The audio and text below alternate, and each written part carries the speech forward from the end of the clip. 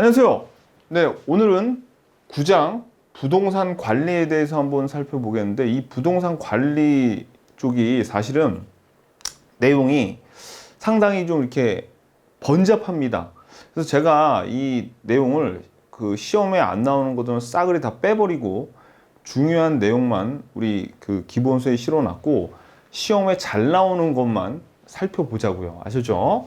자, 그래서 사실 요 부분이, 그러니까 구장이 상당히 내용이 지저분한데 제가 중요한 것만 다 기본서에 실어놨고, 그래서 우리는 시험에 나올 것만 보자고요.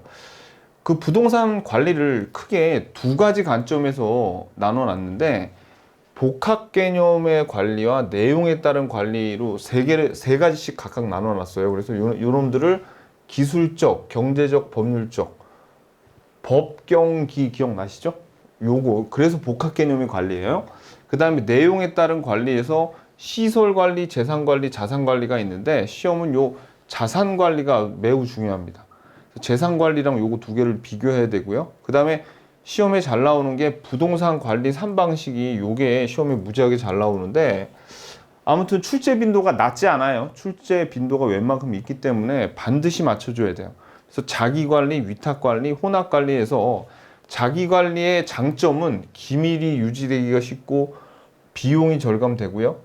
그리고 단점은 타성화되고 전문성이 결여돼요. 근데 위탁 관리는 남한테 맡겨서 관리를 하는 건데, 전문 회사한테, 관리 전문 회사한테 맡기는 건데, 자기 관리의 장점이 단점이 되고요.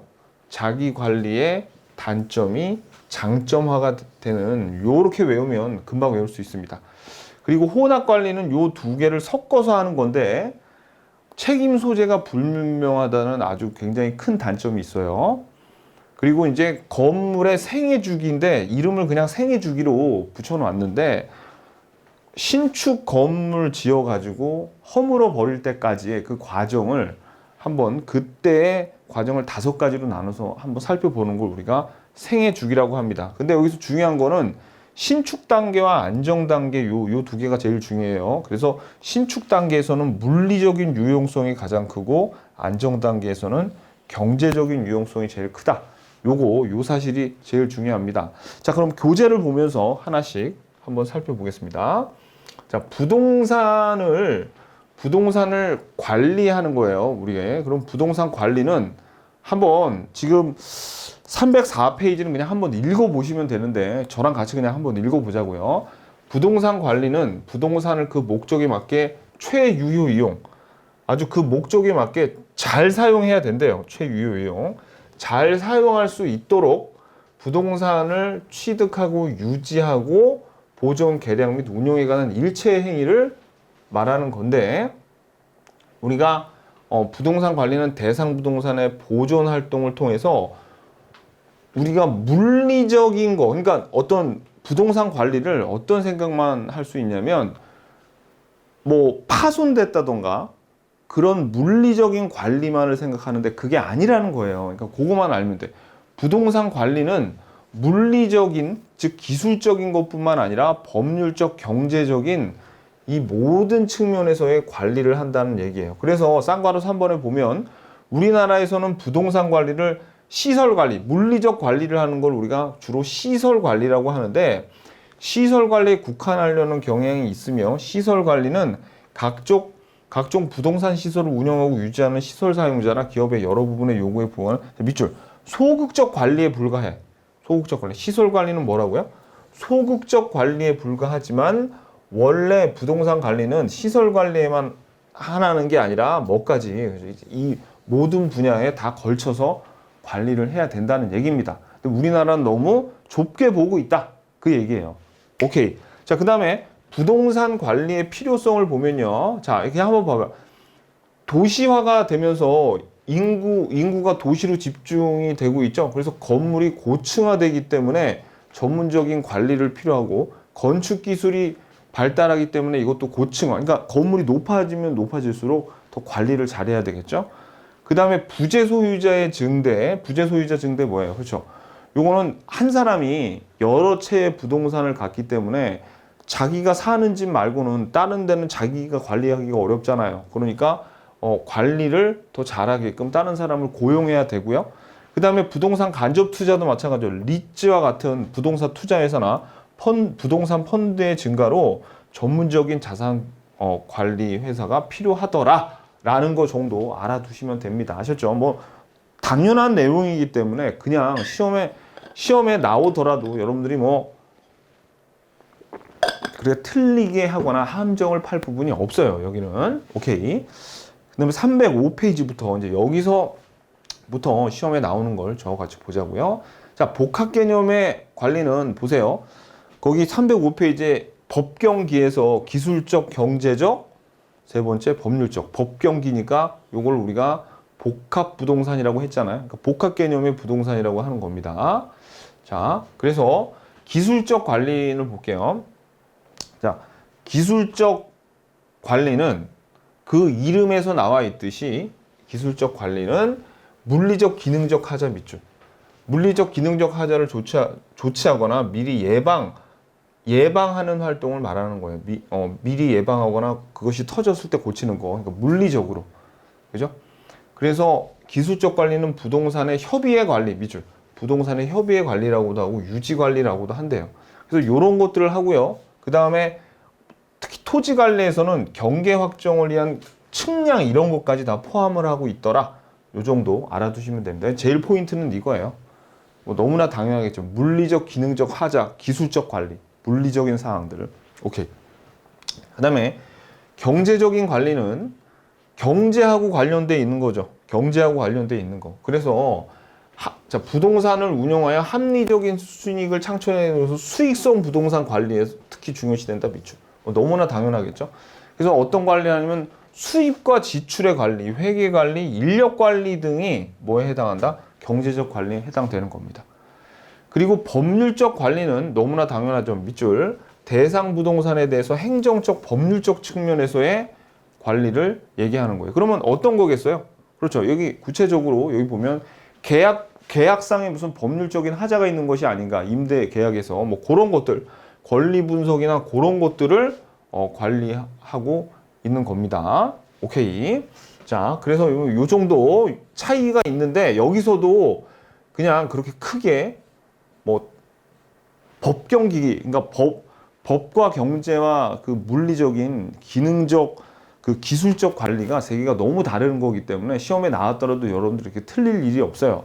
근데 이제 조심해야 될 건 여기서 조심하셔야 돼. 자, 시설 관리죠. 시설 관리. 우리가 내용에 따른 부동산 관리는 시설 관리, 재산 관리, 자산 관리 세 가지로 나뉘는데 시설 관리는 부동산 시설을 운영하는 거예요. 그래서 아까 말씀드렸지만 소극적 관리 밑줄. 소극적 관리. 그러니까 얘네들도 뭐예요? 얘네들도 물리적인 측면에 주로 포인트를 두는 거죠. 그 다음에 재산 관리가 뭐 하는 거냐면 밑줄. 그냥 임대차 관리하는 겁니다. 우리가 알고 있는 임대차 관리하는 거. 그래서 밑줄. 임대 및 수익과 지출을 관리하는 거예요. 그래서 이거는 재산 관리인데 시험에 잘 나오는 건 재산 관리하고 여러분들이 뭐가 헷갈리냐면 넘기세요. 자, 306페이지에 자산 관리하고 이 두 개를 헷갈리면 안 된다 이거예요. 자산 관리 별표. 자산이 영어로 어셋이거든요. 그러면 이 자산 관리는 봐봐요. 부동산 소유주의 밑줄 그세요. 부를 극대화시키기 위해서 부동산 가치를 높이는 다양한 방법을 모색하는 밑줄 적극적인 관리가 자산 관리입니다. 자산 관리. 재산 관리랑 구별하셔야 돼요. 재산 관리는 재산이 영어로 프로퍼티인데 요는 재산은 어셋이라고 합니다. 어셋. 자산은 어셋이에요. 재산은 프로퍼티고. 그래서 여기 보면은 자산 운용 업무, 재무 관리 업무, 자산의 위험 분산, 포트폴리오, 보유 부동산의 재활용, 재투자.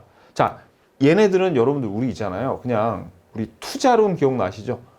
투자론에서 배웠던 용어가 나오면 자산 관리야. 대표적으로 우리 뭐 배웠어요? 포트폴리오, 위험 뭐 이런 것들, 재무 관리 뭐 이런 거. 그죠?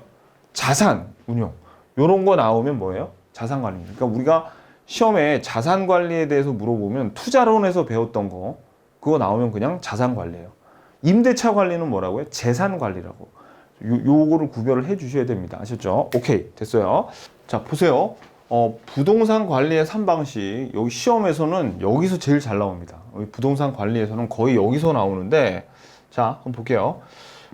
우리가 부동산 관리의 3방식은 이렇게 자기 관리, 자가 관리, 직접 관리 다 괜찮아요. 요 관리가 있어요. 요거는 부동산이 보통 소규모인 경우에 소유자가 직접 관리하는 거죠. 그런 다음에 어떤 대형화가 되면은 위탁해서 전문가한테 맡긴단 말이에요. 위탁 관리. 그러면 요 소형화에서 대형화되는 그 중간 단계에서는 어떤 부분은 자기가 직접 하고 어떤 부분은 위탁으로 맡기는 혼합 관리의 형태도 있습니다. 그러면 보세요. 자기 관리에서 요런 장점이 있어요. 요런 장점이 있는데 위탁 관리에서는 요런 장점이 단점이 될 수 있고, 그 다음에 여기에서의 이런 단점을 이렇게 위탁 관리에서는 보완할 수 있다. 서로 이제 얘네들은 서로 반대라는 거, 요걸 좀 기억을 하셔야 됩니다. 자, 이제 하나씩 살펴볼게요. 자, 봐봐요. 자가 관리는 보세요. 부동산 소유자가 직접 관리 또는 임대한 부동산 및 기타 시설물을 직접 관리하는 전통적인 관리 방식이다. 그래서 주로 소규모 부동산을 관리하는 방식. 오케이. 자, 그럼 장점을 보면은요. 장점. 자, 밑줄 그세요. 이게 중요해요. 장단점이 중요해요. 기밀 유지하고 보안 유지가 양호. 별표. 이게 제일 잘 나옵니다. 시험에. 두 번째, 소유자의 의지가 그대로 전달될 수 있겠죠. 의사가. 그죠? 그러니까 전달이 아니라 자기가 하니까 자기 뜻대로 다 할 수 있는 거예요. 만약에 자기가 직원을 두고 있으면 그 의사도 곧바로 직원에게 전달이 되고, 그 다음에 위탁을 안 하니까 위탁 관리 비용은 절감될 수가 있겠죠. 그죠? 근데 만약에 큰 건물이 만약에 크면은 자기가 직접 하면 위탁 관리 비용은 절감되더라도 아무래도 자기가 하다 보면 관리 비용은 더 들어갈 수가 있어요. 그러니까 위탁을 해서 맡기는 거야. 관리 비용이 많이 들 것 같으니까, 더 많이 들 것 같으니까 위탁해서 맡기는 겁니다. 자, 그 다음에 단점을 보면, 자, 업무에 적극적인 의욕이, 자, 이 별표, 타성화 될 수 있어. 의욕이 결여되는 타성화 동그라미. 타성화가 될 수 있어요. 자기 거 자기가 관리하다 보니까 뭐 누가 시켜서 하는 것도 아니니까 뭐 대충 하지 뭐 이럴 수가 있다는 얘기예요. 자, 관리의 전문성이 결여돼서 전문성 결여 밑줄. 노후화를 촉진시킬 수 있다. 요게 단점입니다. 단점. 자, 그러니까 이게 자기 관리에서의 단점이에요. 뭐 억지로 외우는 게 아니라 문제 한두 번 풀면 그냥 외워집니다. 요거는 뭐 자기가 관리할 때의 내용이 그대로 여러분들이 억지로 관리할 필요 없이 느껴질 거예요. 자, 그러면 보세요.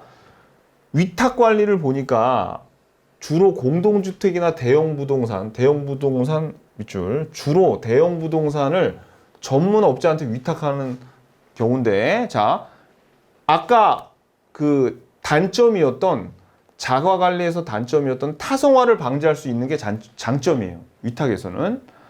그리고 전문적인 관리를 또 받을 수 있어요. 이게 전문적이지가 않다는 게 단점이었죠. 전문적인 관리를 받을 수 있어요. 그리고 위탁 비용은 아끼는 대신 뭘 할 수 있어요? 관리 비용이 저렴해지겠죠. 얘네들은 전문적으로 규모의 경제가 있기 때문에 관리 비용은 오히려 이게 저렴하고요. 그 다음에 소유자는 위탁 관리를 맡기고 자기는 다른 임대원 말고 본업에 전념할 수가 있다. 요거. 그래서 사실 얘네들도 요거 두 개가 중요합니다. 서로 반대 관계에 있는. 자, 그 다음에 단점은 아까 자가 관리의 장점이었던 기밀 유지 보안이 불완전하다. 요것도 별표. 요거. 부동산 관리 요원들이 당연히 애호 정신이 없겠죠. 자기 것도 아니니까. 어떤 이걸 부동산을 아끼는 정신은 부족하다라는 겁니다. 오케이. 자, 그 다음에 307페이지, 지금 310페이지에 혼합 관리를 보시면 이거는 자가 방식과 위탁 방식을 혼합한 방식으로 업무의 일부는 위탁, 나머지는 자가 관리를 하는 거죠. 자, 그래서 이 경우에는 만약에, 근데 여기는 장점보다 단점이 더 중요해요. 단점이. 그래서 단점을 먼저 보자고요. 단점. 둘이 같이 하니까 별표. 책임 소재가 불명확하겠죠. 그죠? 그 다음에 자가관리 요원과 위탁관리 요원 사이에서 원만한 관계가 유지하기가 힘들고요. 그 다음에 운영이 잘못되면 단점만, 두 개의 안 좋은 단점만 노출이 될 수 있는 그런 단점이 있어요. 근데 장점은 뭐냐면 잘만 운영하면 소유자가 자기 의사를 곧바로 전달할 수 있는 관리 통제권의 전문성까지 얻어서 효율성을 높일 수 있고, 잘하면은 장점을 혼합할 수 있겠고, 그 다음에 자가에서 위탁으로 이행하는 과도기에 채택하는 유리한 방식이라는 거죠. 그러니까 중형 부동산 그 정도에 유리하다는 얘기입니다. 그렇게 보시면 됩니다. 그러니까 장점은 낼 게 없어요. 이거 당연한 거 아니에요? 잘만 하면 좋을 거야. 뭐 너무나 당연한 얘기죠. 단점을 보셔야 돼. 특히 이게 제일 중요해요. 책임 소재가 불명확하다. 끝. 요렇게. 그래서 여러분들이 요 306페이지부터 307페이지까지는 장단점을 잘 살펴보시고요. 자, 그 다음에 요것도 시험에 이제 나오는데 봐봐요. 그 밑에 부동산 유지관리 활동이라 그래서 유지관리 활동은 여기에서 세 가지 종류의 유지가 있는데, 일상적인 유지가 있고 대응적인 유지가 있고 예방적인 유지가 있어요. 여러분들 건물 가면은 그 청소하시는 미화원분들이 들어오셔가지고 막 화장실 청소 매일매일 해주죠. 그걸 뭐라 그러면 일상적으로 매일 하는 거를 우리가 일상적인 유지라 그러고요. 그리고 고장이 나거나 뭐 어디 멸실이 됐을 때 사후적으로, 자 밑줄, 사후적으로 뭔가 고치는 거를 대응적인 유지라 그래요. 근데 뭔가 문제가 생기기 전에 미리미리 조치를 해놓는 걸 우리가 예방적 유지라 그래서 사전적 동그라미, 사전적 유지라 그럽니다. 그러면 뭐가 더 중요하겠어요? 당연히 예방적 유지 활동이 제일 중요하겠죠. 그래서 밑줄 그세요. 예방적 유지 활동이 중요하다. 예방이 잘 이루어지면 너무나 당연하게 임차인으로부터 좋은 인상을 받아서 유지 비용도 저렴하게 미리 예방을 하니까 더 잘 나갈 수 있겠죠. 됐습니다. 오케이. 자, 그 다음에 넘기셔가지고 시험은 아무튼 여기서 나옵니다. 시험은 부동산 관리 3방식 우리가 배운 거 있죠? 요거 세 개를 서로 구별하고 섞어놓고 계속 이렇게 시험 문제에 나와요. 이따가 우리가 기출문제 풀어보면 알게 될 겁니다. 자, 그 다음에 넘기셔가지고 309페이지 한번 보겠습니다. 308페이지. 자, 임대차 활동을 보겠습니다. 임대차 활동은 당연히 임대차 활동으로 수입을 확보하는 거겠죠. 그죠? 그래서 부동산 관리 활동을 기초로 이루어지는 가장 중요한 활동, 관리 활동 중에서 제일 중요한 게 임대차 활동인데, 자, 뭐 이거 당연한 얘기예요. 쌍가루 이분은 뭐 당연한, 좋은 임차인이 들어와야지. 그죠? 그 다음에 임대인의 선정 기준에서 그냥 이거 참고로 알았어요. 주거용은 주변 그 주거인들과 입주자들과 잘 어울리는가가 중요한 거고, 모나지 않게 잘 어울리는 거. 상업용은 얼마만큼 잘 파느냐가 중요해요. 그래서 가능한 매출액이 높아야 돼.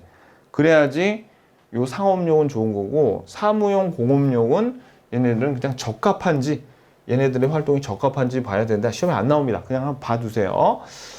자, 그래서 요 임대차 계약에서 요거를 좀 봐야 되는데, 자, 우리가 임대차 계약에서 조임대차가 있고 순임대차가 있고 그 다음에 비율 임대차가 있어요.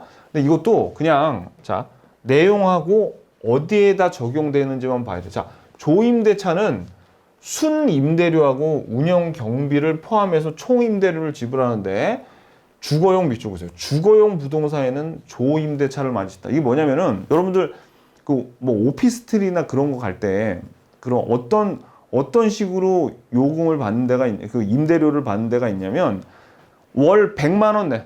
자, 그러니까 조임대차는 그 월 100만 원 내. 100만 원 내면은 이 100만 원에 전기세, 수도세, 뭐 그다음에 주차료 이런 거 다 싹 포함되니까 100만 원만 내면 뭐 당신은 여기다 아무것도 낼 거 없어. 그러니까 다 포함되는 거예요. 세금, 보험료, 유지관리비 다 100만 원에 포함되는 거예요. 그럼 아무리 전기를 많이 써도, 그죠? 물을 많이 써도 100만 원만 나온다. 임대인의 생각은 어떤 거예요? 네가 물을 써봤자, 전기를 써봤자 얼마나 많이 쓰겠냐? 뭐 그런 거죠. 실제로 주거용은 그렇게 뭐 물, 전기 뭐 그런 거 많이 안 쓰잖아요. 그죠? 그런 것들이 싹 더해져 있는 게 우리가 조소득 기억나시죠? 조소득. 총이랑 마찬가지예요. 조임대차, 그로스. 요거는 다 같이 받는 겁니다. 순임대차는 뭐냐면 순임료만 받아요. 이거는 뭐냐면 자, 그러니까 임대료 80만 원은 나한테 줘. 그 다음에 전기세, 주차비, 나머지 요금 네가 알아서 내는 거야 라고 하니까 요거는 그야말로 순임대차는 뭐예요? 그 부동산, 오피스텔을 사용하는 데는 사용료만 받고 나머지는 임차인이 내는 거죠. 그래서 80만 원만 받는 거예요. 그러니까 여기 조임대차로 만약 같은데 똑같은 조건인데 똑같은 오피스텔인데 이렇게 받는 애가 있고 이렇게 받는 애가 있으면 사실 얘는 80만 원에다가 각종 비용을 20만 원을 보태서 받는 게 조임대차예요. 순임대차에서 보여서 받는 거. 그러면 이런 거는 어떻게 나겠어요? 그렇죠. 밑줄 사무용 공업용 부동산에는 순임대차가 낫겠죠. 왜냐하면 공업용이나 사무용은 전기라든가 이런 것들을 굉장히 많이 쓸 거 아닙니까? 생산해서. 그러니까 요거는 순임대차로 가야죠. 조임대차는 주로 주거용 부동산. 자, 근데 요 중에서 제일 중요한 건 뭐냐면 요 비율 임대차입니다. 비율 임대차. 비율 임대차는 자, 총 수입의 일정 비율을 임대료로 지불하는 방식으로 밑줄 매장용 부동산에 많이 적용돼요. 그러니까 어떻게 하냐면 임대료를 거둘 때 야, 너 그 임대료를 월 매출액의 20%를 나한테 줘. 이런 식으로 하는 거예요. 그럼 만약에 1,000만 원이 매출이 나왔다? 그러면 20%니까 200만 원이 임대료가 되는 거고 500만 원 벌었으면 100만 원이 임대료가 되는 거예요. 이걸 뭐라 그래요? 비율. 뭐의 비율이에요? 매출액의 비율. 매출액의 비율. 그죠? 그래서 총수입, 매출액, 매상 가능고. 그래가지고 이 비율 임대차가 매장용 부동산, 상업용 부동산에 많은 거죠. 그래서 아까 위에 보면 봐봐요. 상업용 부동산은 가능 매상, 매출액이 수익을 얼마나 올릴 수 있느냐가 그 임대인의 선정 기준이란 말이에요. 무슨 얘기인지 아시겠죠? 오케이. 자, 임대인이 임차인을 선정하는 기준이 된다는 거죠. 자, 그 다음에 6번에 보면 건물 내용 연수 및 생애 주기 요거를 보시면 건물의 내용 연수라는 거는 얼만큼 몇 년을 얼마의 기간 동안 건물을 사용하느냐가 사용 연수예요.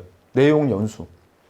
얼마나 건물을 사용할 수 있을까? 그 내용인데 종류가 여러분들 우리가 보통 알고 있는 거는 물리적 내용 연수란 말이에요. 그럼 이 물리적 내용 연수란 자, 이름에서 다 나와 있습니다. 봐봐요. 물리적으로 가능한 수명을 얘기하는 거예요. 물리적인 수명을 얘기한다. 그래서 물리적 측면에서 건물은 삼각자산으로 시간의 경과에 따라서 자, 밑줄 물리적으로 마모가 되거나 건물이 파손되죠. 그래서 노후화가 돼가지고 더 이상 막 천장도 다 뚫리고 그랬어요. 그래가지고 더 이상 살 수가 없어. 물리적으로. 그게 물리적인 내용 연수, 물리적인 사용 기간 이렇게 보시면 되죠. 물리적인 사용 기간이죠. 그러면 당연히 물리적 내용 연수는 물리적 감가 요인이 되겠죠. 감정평가가 나중에 감정평가 가면 배우겠는데 감가 요인이란 게 나와요. 그럼 이건 당연히 물리적 감가 요인이 될 겁니다. 그 다음에 기능적 내용 연수는 뭐냐면 건물이 원래 기능을 원활히 유지할 수 있는 수명. 자, 요거는 건물이 본래 기능을 원활히 유지할 수 있는 수명을 얘기하는데 건물과 부지의 부적응 또는 설계의 불량, 형식의 구식화, 설비의 부족과 불량, 건물의 디자인 등이 기능적으로 내용 연수와 관계된다는 거예요. 그러면 이건 무슨 얘기냐면 이겁니다. 자, 만약에 언제로 할까요? 그 80년대에 건물을 하나 지었어. 80년대에 호프집을 지었는데 이 호프집을 지을 땐 이 80년대에 최대로 유행하던 80년대는 너무 멀리 갔나? 자, 그냥 2000년대로 합시다. 2000년대 이때는 최고로 유행하던 디자인으로 호프집을 하나 딱 만들었거든요. 근데 이제 10년 지나고 20년 지났어요. 그러면 이제 그 디자인은 굉장히 어떻게 돼요? 구식화가 되겠죠. 디자인도 그 건물 자체도 예전에는 뭐 이렇게 색깔이나 건물 재료가 뭐 벽돌이 유행이었는데 이제는 더 이상 벽돌이 아니라 좀 무슨 대리석이나 뭐 그런 게 유행이에요. 그러면 어떻게? 구식화가 돼가지고 더 이상 그 기능을 활용할 수 없을 때 그걸 우리가 뭐냐면 기능적 내용 연수라 그럽니다.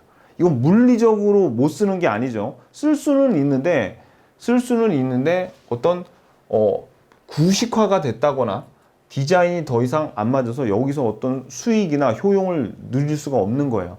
그럼 당연히 이 기능적 내용 연수는 감정평가 가면 기능적인 감가 요인이 되겠죠. 그죠? 요거 물리적인 거랑 틀린 겁니다. 완전히 틀린 거예요. 물리적으로는 실제로 파손이 돼가지고 물리적 내용 연수는 더 이상 쓸 수가 없는 거고, 요거는 어떤 디자인이나 그런 것들이 잘못된 거고요.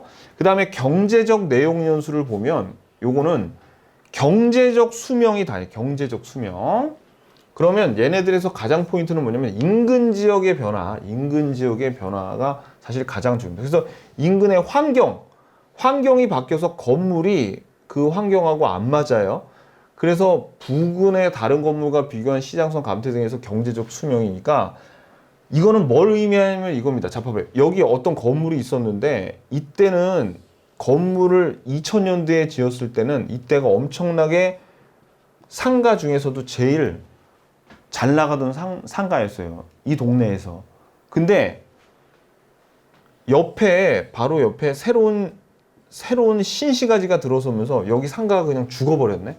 그럼 더 이상 여기서 요 상업용 건물이 사람들이 안 오니까 수익이 안 나와. 그러면 경제적인 가치는 끝난 거죠. 그런 걸 우리가 뭐라 그러면 경제적 수명이 다했다 그래요. 그러면 이것도 당연히 경제적 내용 연수니까 감정평가에서 경제적 감가 요인이 다 된 거겠죠. 그죠? 아니, 경제적 감가 요인으로 작용하겠죠. 이거 나중에 감정평가에서 나오니까 이거에 너무 신경 쓰지 마시고 각각의 의미만 보세요. 그래서 경제적 내용 요소하면 뭐 인근 지역에 뭐 이런 말들이 나와야 돼요. 여러분들, 이 주변의 환경이 바뀌어가지고 경제적으로 더 이상 효용이나 수익이 없어진 거니까. 자, 그 다음에 행정적 내용 연수는 건물이 법률적으로 제도 등 존재 가능한 수명을 이용해서 공법상의 어떤 규정을 위반했다던가 아니면 수용됐다던가 해서 법률적으로 더 이상 쓸 수 없는 경우 있죠. 그 경우를 우리가 행정적 내용 연수라고 합니다. 그러면 감정평가에 또 이런 것도 법률적인 감가 요인이라는 게 있어요. 근데 별로 안 중요해요, 이거는.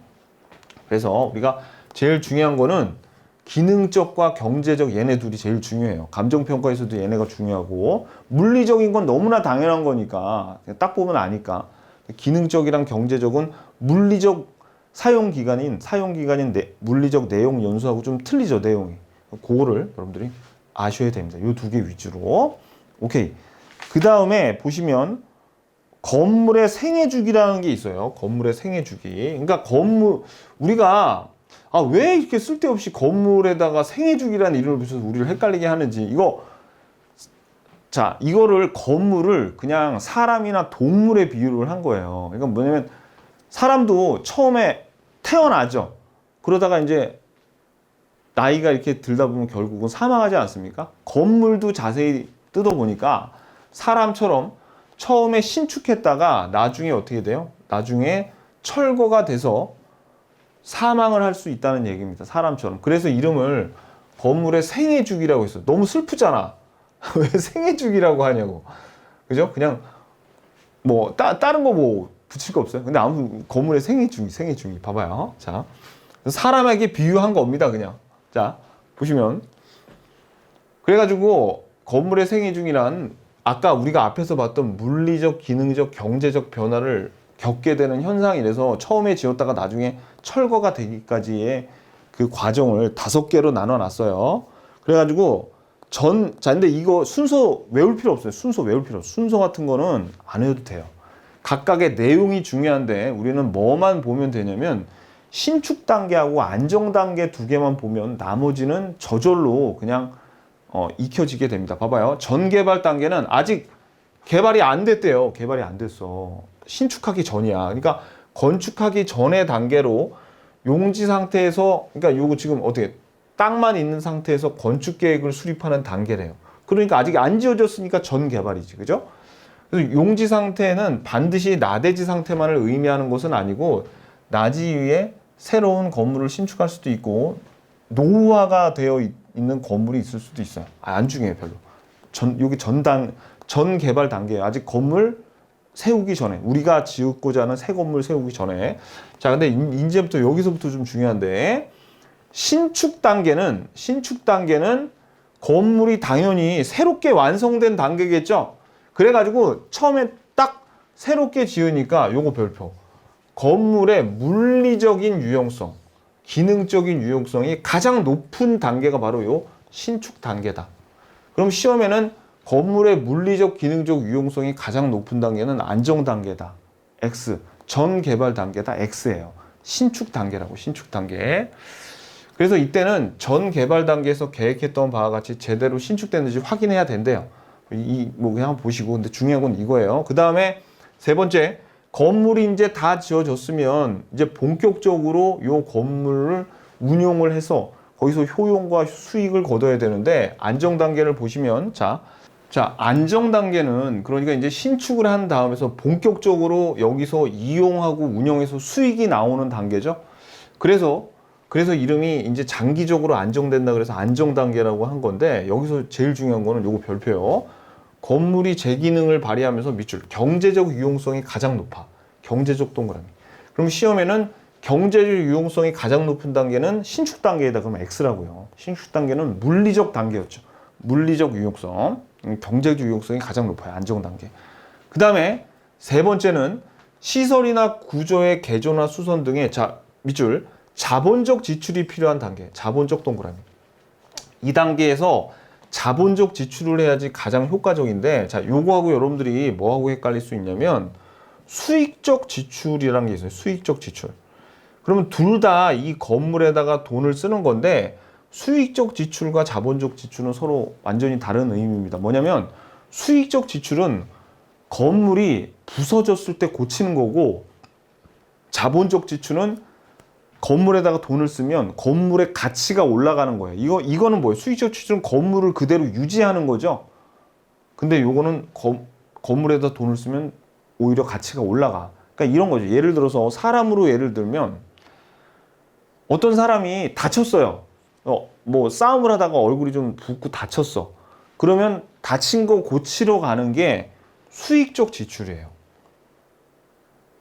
원상태로 돌려놓는 거지. 고치는 거, 그죠?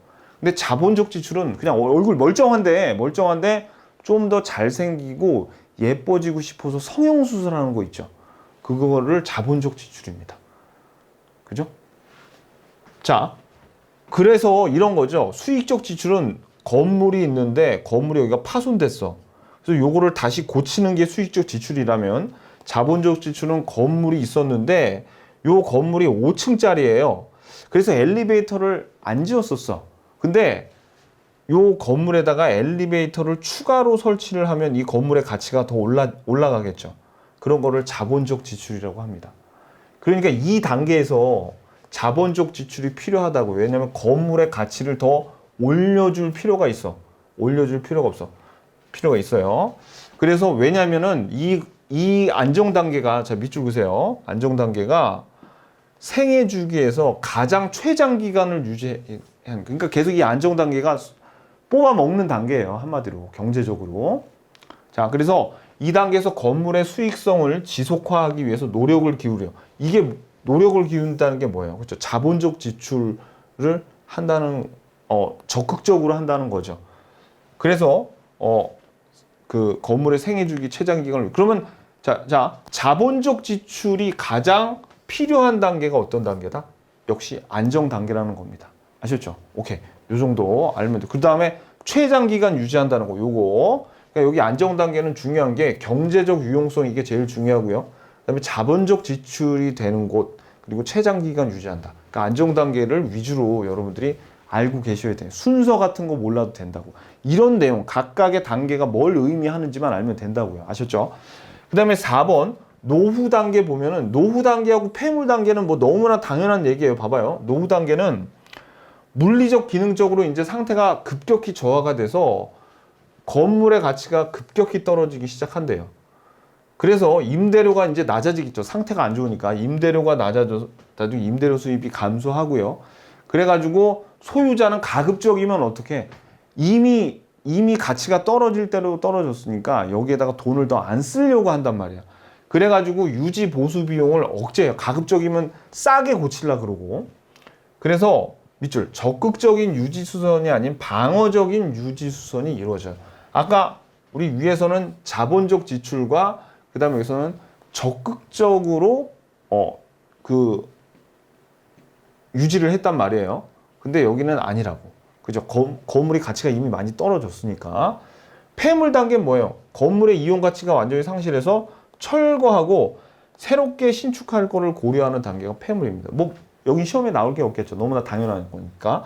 그래서 우리가 요 생애 주기 중에선 안정 단계가 제일 중요하고 요거하고 신축 단계하고 비교해서 요 물리적 유용성 요거 헷갈리시면 안 돼요. 아셨죠? 오케이. 여기까지 봤습니다. 그래서 우리 포인트를 다시 보면 자, 우리 복합 개념의 관리에서 기술적, 경제적, 법률적, 법경기 요거 세 개는 구별하기 쉬워요. 근데 내용에 따른 관리에서 어셋인 자산 관리와 프로퍼티 앤 재산 관리 요 두 개를 잘 구별을 해 주시고 시험에 제일 잘 나오는 건 요 부동산 관리 3방식 자가 관리, 위탁 관리 얘네 둘을 비교하는 게 제일 잘 나옵니다. 그 다음에 생애 주기에서 신축 단계는 물리적 유용성이 가장 큰 단계, 안정 단계에선 경제적 유용성이 제일 큰 단계. 요거 하다음에 안정 단계를 위주로 공부를 하셔야 된다는 겁니다. 자, 그럼 좀 쉬었다가 우리 기출 문제 풀어 보겠습니다.